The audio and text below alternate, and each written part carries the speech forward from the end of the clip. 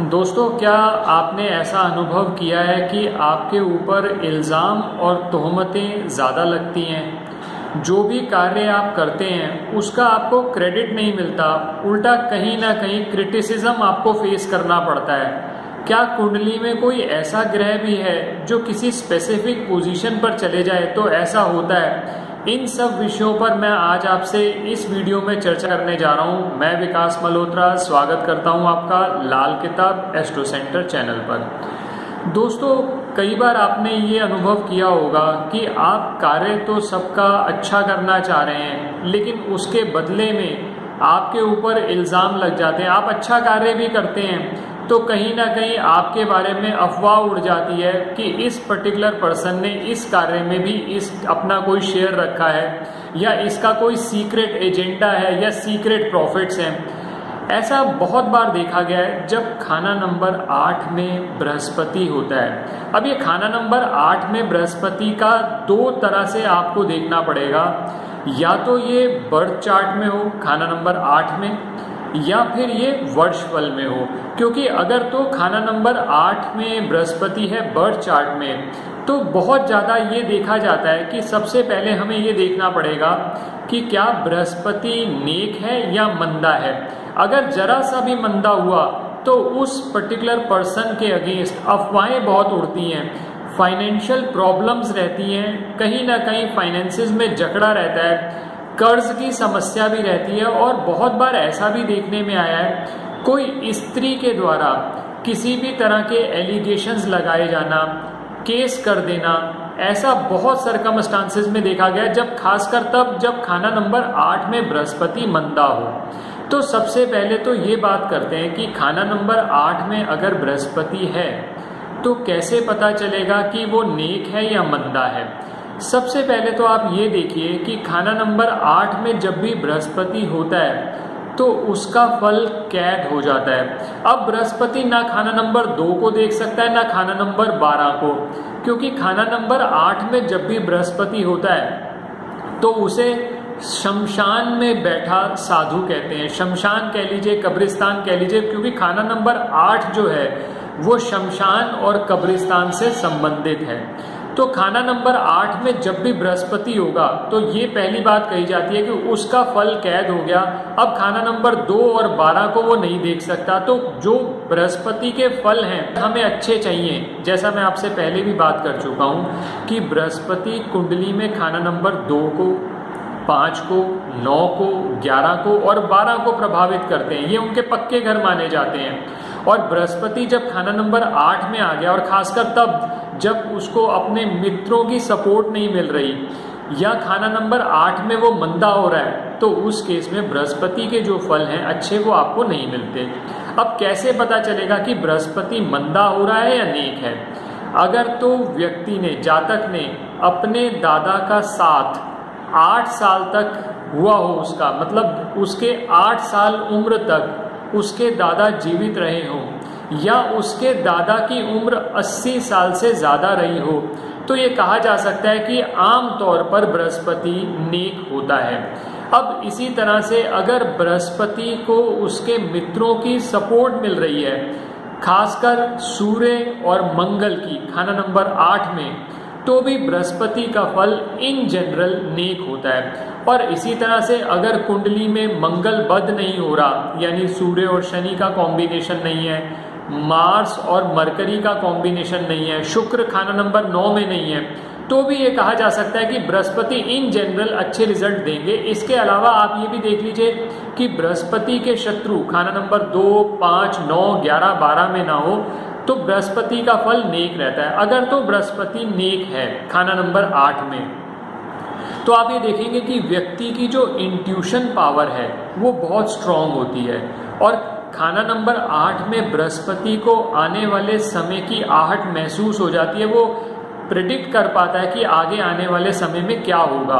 और खाना नंबर 8 का बृहस्पति और कुछ फायदे भी देता है, जैसे आपका कहीं ना कहीं सीक्रेट विद्याओं में, गुप्त विद्याओं में आपका इंटरेस्ट बनेगा, ऑकल्ट साइंसेज में आपका इंटरेस्ट बनेगा जब बृहस्पति खाना नंबर 8 में होता है।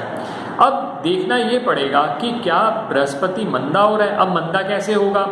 अगर खाना नंबर 2 के अंदर बुध हो गया और खाना नंबर 8 में बृहस्पति है तो बृहस्पति का फल कहीं ना कहीं खराब हो जाता है। ऐसे केसेस के अंदर एक तो पिता की सेहत पे असर पड़ता है, दूसरी बात खाना नंबर 2 और 8 में, अगर 2 में बुध है और 8 में बृहस्पति है तो उस व्यक्ति के खिलाफ अफवाहें बहुत ज़्यादा उड़ती हैं, उसके अगेंस्ट एलिगेशंस बहुत ज़्यादा रहते हैं और फाइनेंशियल प्रॉब्लम्स भी रहते हैं। व्यक्ति को ये समझ नहीं आता कि मैंने तो किसी का बुरा नहीं किया, लेकिन मेरे अगेंस्ट सभी लोग प्लॉटिंग सीक्रेटली क्यों करते रहते हैं।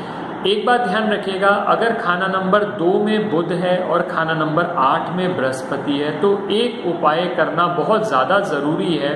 इसके लिए आप एक मिट्टी का बर्तन ले लें, उसमें गुड़ या खांड या जिसको शक्कर भी कहते हैं वो भर के किसी वीरान ज़मीन में दबा दें और 96 घंटे के लिए नाक छेदन करवा लिया जाए चांदी की तार से, तो ये प्रॉब्लम बहुत हद तक सॉल्व हो जाती है। नाक छेदन का सही तरीका क्या है ये मैंने अपने एक अलग से वीडियो में शेयर किया हुआ है, आप उस वीडियो को हमारे चैनल पे देख सकते हैं।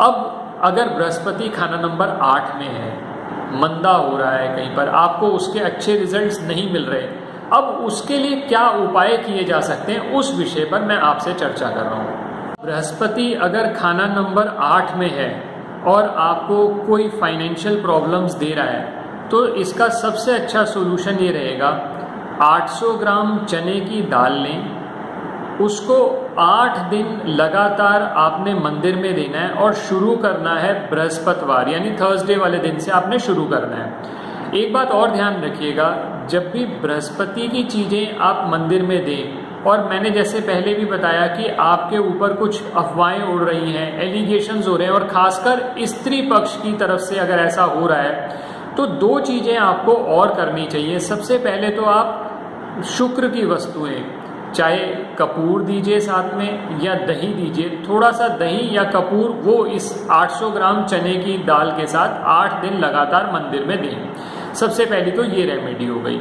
और दूसरी चीज, कच्चा सूत ले लें। कच्चा सूत बहुत आसानी से पंसारी की दुकान पे भी मिल जाता है। कच्चा सूत ले लें, सफ़ेद कलर का होता है, उसको पीले रंग से रंग लें। पीले रंग से रंगने के लिए उसको हल्दी का घोल बना लें, उस हल्दी के घोल में डुबो लें, उससे वो पीला हो जाएगा।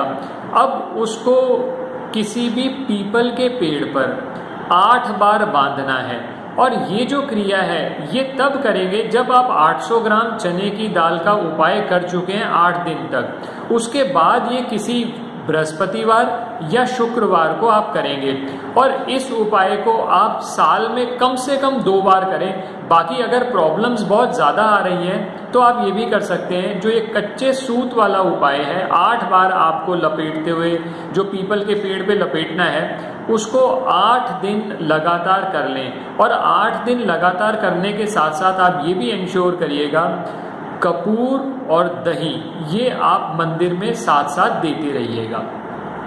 ये तो हुए 2 उपाय।